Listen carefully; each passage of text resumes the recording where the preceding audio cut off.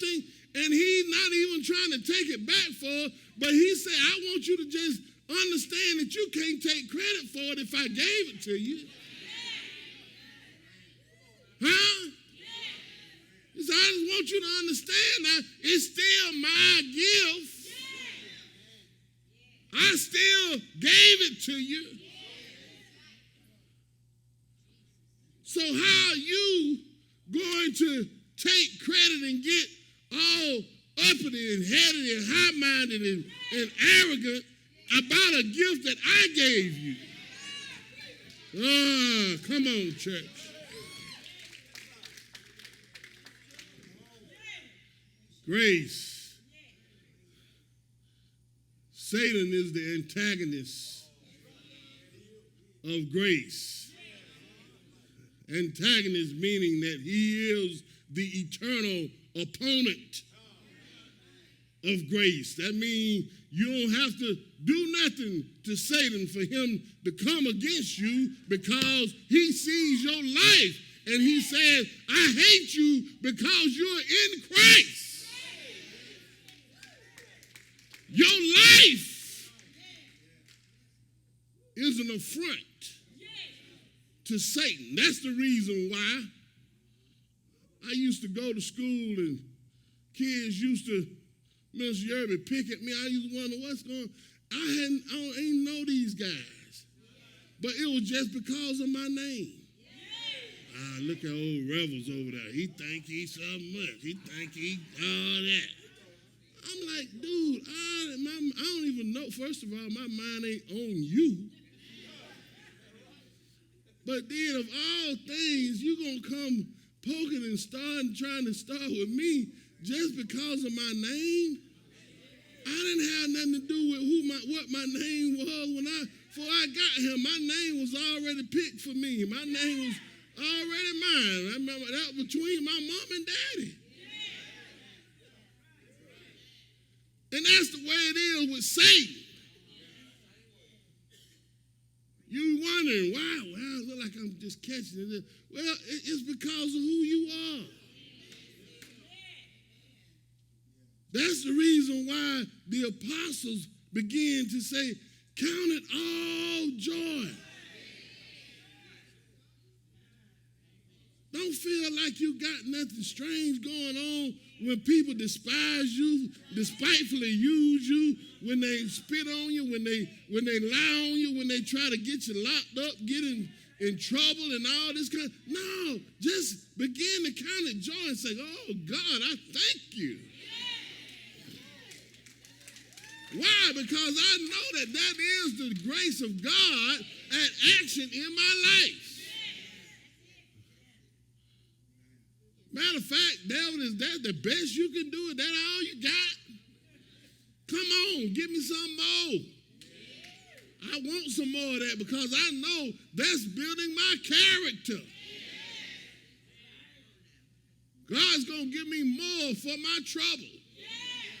That's right. He gonna give me double for my trouble.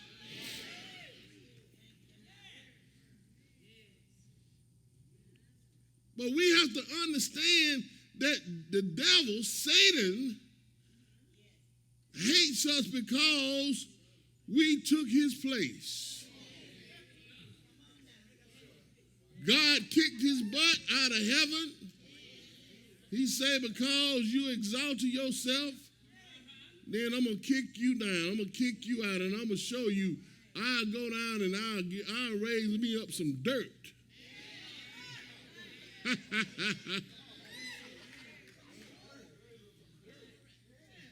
Isn't that the biggest insult? It is. He's an archangel created in the heavenlies, and all he knows is how to sing and worship, and all through his body was special instruments of praise and melodious sounds and all these things that God had blessed him with, but he got too exalted.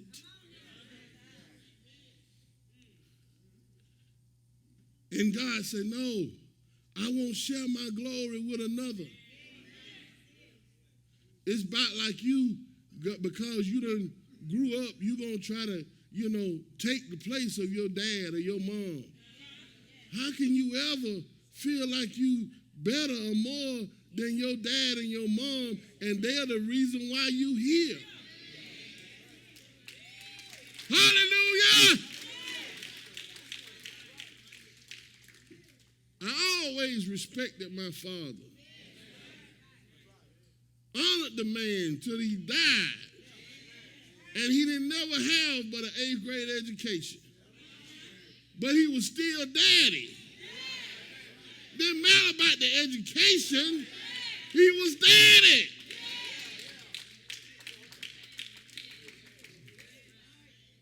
So many times we forget and get things twisted because God done elevated us and we done got uplifted and we done got to a certain status and a certain standard in life, and we have a few important numbers on our iPhone and all like that.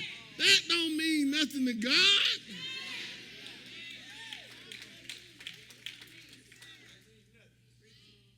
God said, I'm the one that all blessings flow through. I flow the blessings down from me to you. That's why Satan got kicked out.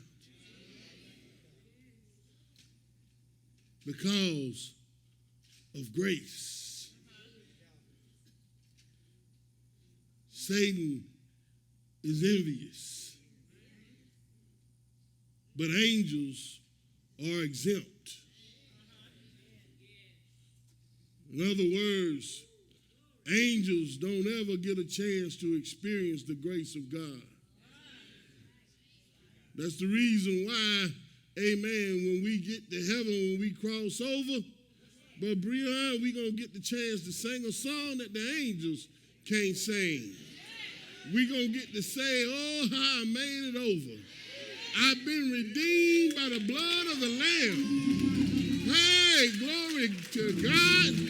It ain't an angel that's been born yet that could ever say they've been redeemed. Do you realize how special you are to God? Even the angels can't say that they've been redeemed. Even the angels can't make a claim to the blood of Jesus. God cares so much about us, he gave us free access to his son's blood.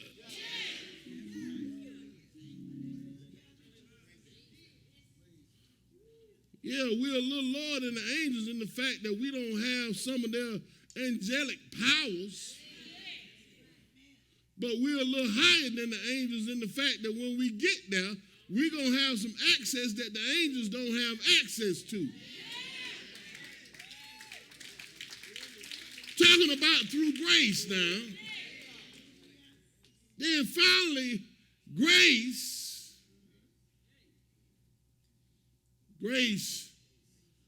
is free. But it is restricted to humanity. In other words, regardless to all these stories and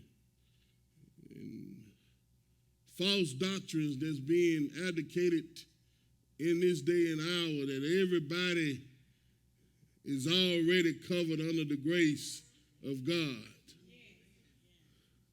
That ain't the story that I found. Mo Vicky, I found the story there in the 3rd chapter of St. John when there was a leader of the synagogue and he came and he talked to the master and he said, I got a question, man. I want to understand about this new life that you're talking about. And I want to understand about this being born again stuff. How can I enter back into my mother's womb? Y'all remember that one? And the master began to help old brother Nicodemus because he wanted to understand, and I'm so glad that Jesus was not the type to just wish them away. I ain't got time to be coming. Why you want to wait till nighttime to come anyways? You know, if it don't mean nothing to you, you can't come and talk to them in the daytime while all your big boys around in the synagogue. Why you want to come at night? But Jesus didn't do him like that. Because he was sincerely seeking guidance. And he said, no. He said, listen, Nicodemus, that which is born of the Spirit is spirit. And that which is born of the flesh is flesh. So I'm merely telling you that you got to be spiritually born again. Words, Coming up on the latter rain. has not been passed to me or to you. But the cost has been paid. The cost was satisfied on Mount Calvary. But it's deceptive because he flaunts it to us. Good morning. Well, we would just love to invite you and give you an opportunity to sow into this powerful ministry God has blessed us with. All you have to do is log on to EFVM.org. That's www.EFVM.org, and click on the give link to donate to this great ministry. Listen, I am so excited about what God is doing, but we would love for you to just make a commitment now to donate to a ministry that's going places and doing things for the Lord. For your gift of just $10 or more, we'll be glad to send you one of your choice, either a DVD or a CD. So whatever it is, we would just like for you to make your request known, and we would love to sow back into you. We love you. God bless you. Flesh and blood cannot inherit this. Therein is the reason why humanity is restricted from grace, because humanity cannot inherit what was given to us on a spiritual level. What Jesus did was so great. It was so powerful. It was done on a spiritual level, and flesh and blood couldn't comprehend it. Flesh and blood couldn't understand how in the world could a carpenter's son come down and say that he is the Son of God and that he is going to give his life for the whole world. And now all of a sudden everybody, through by faith, tell your neighbor, so all you got to do is believe. Through by faith are you saved. Through by grace are you saved through faith.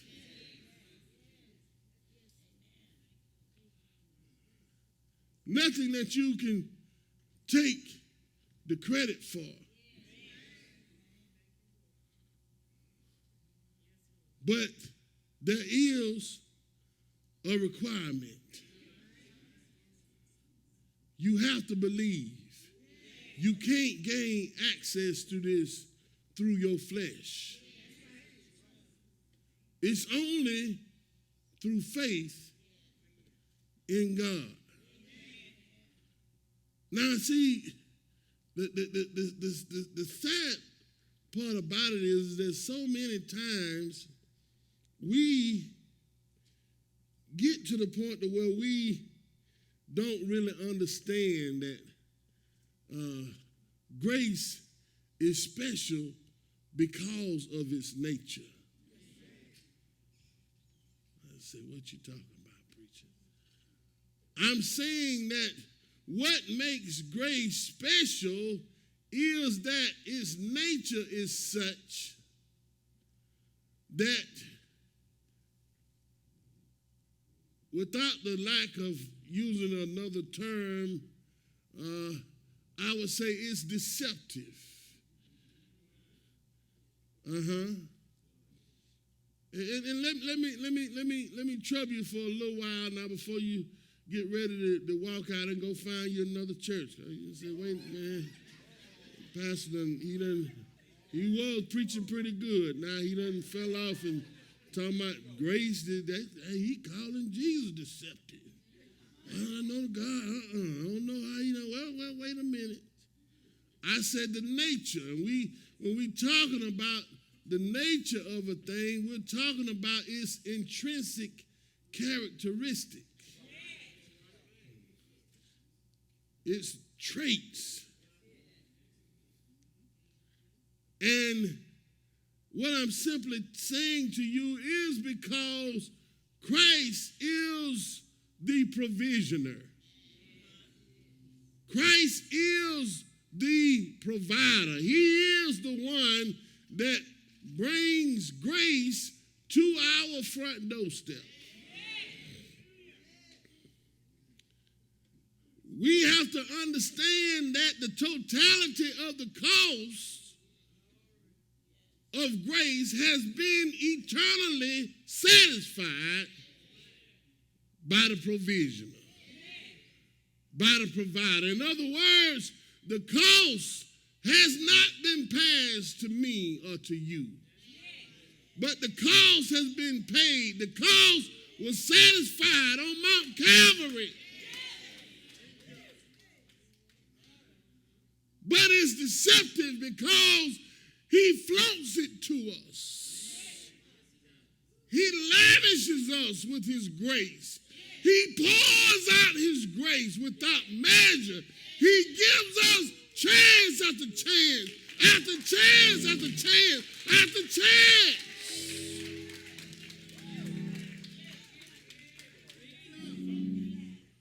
Surely,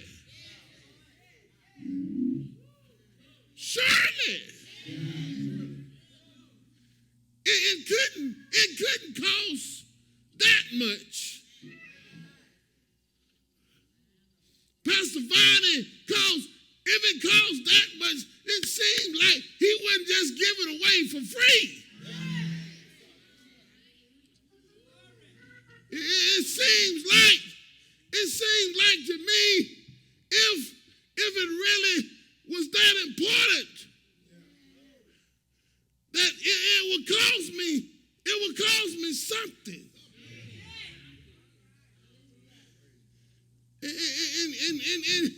And here I am. I'm looking at the times that I've intentionally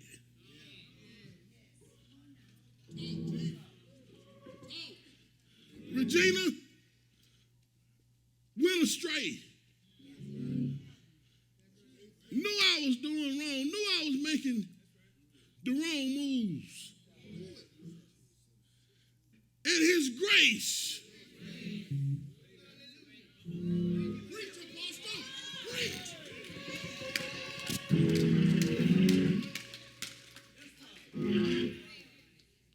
Stepped in.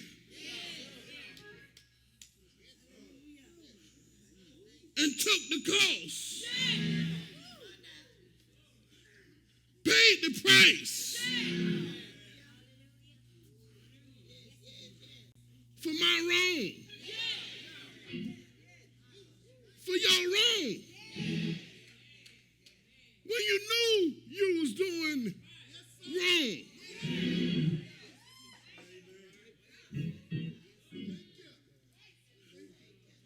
The provisioner, the provider, didn't step in, Pastor Reddick, and say, give me that back. You ain't appreciating how much this cost me.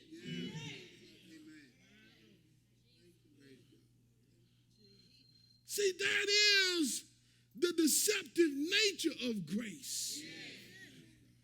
That it would seem like for Jesus to give it to us free of charge and without cause, that surely it couldn't have caused him much. Because he's constantly. Somebody read the scripture, say, we get brand new grace every day. Am I just saying this, or is that the word? He said in his word, you get brand new grace.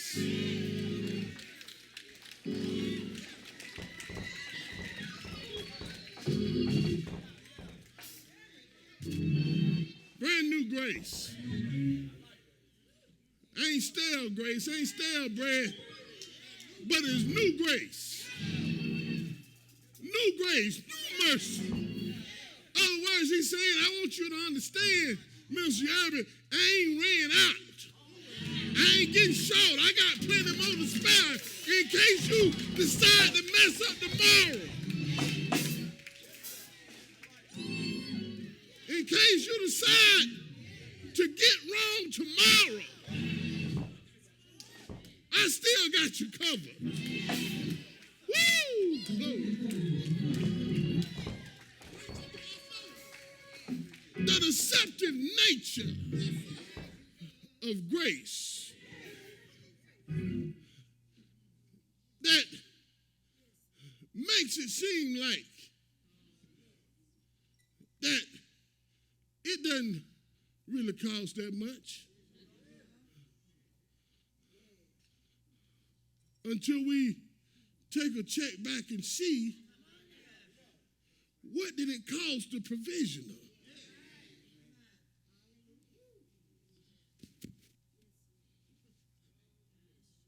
The one that Mr. Stamper stayed up all night. While we up all night clowning and partying and drinking and smoking and dancing and doing everything we want to do, he stood all night being beat. He stood all night being cursed at. He stood all night being spat on. He stood all night his beard being plucked out. Yeah. Why we want to count it for lightness and go out and do everything we want to do. That's why David was known as a man after God's own heart. Not because he didn't mess up, but boy, you couldn't beat David repenting.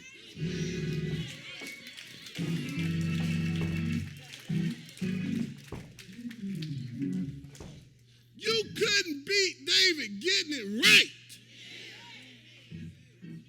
Once he got wrong, once he messed up.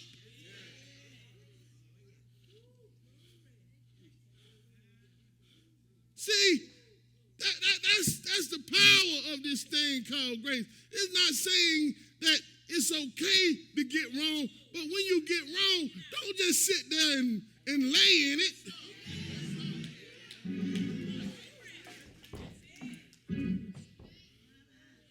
That's why I told my boys, I told my kids, I say, son, you have to understand the nature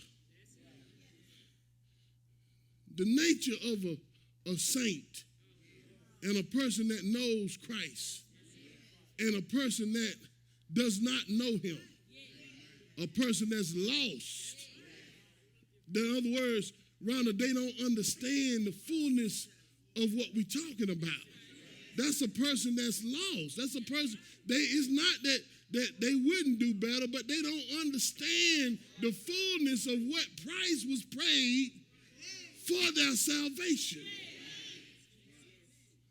It got to do with your nature.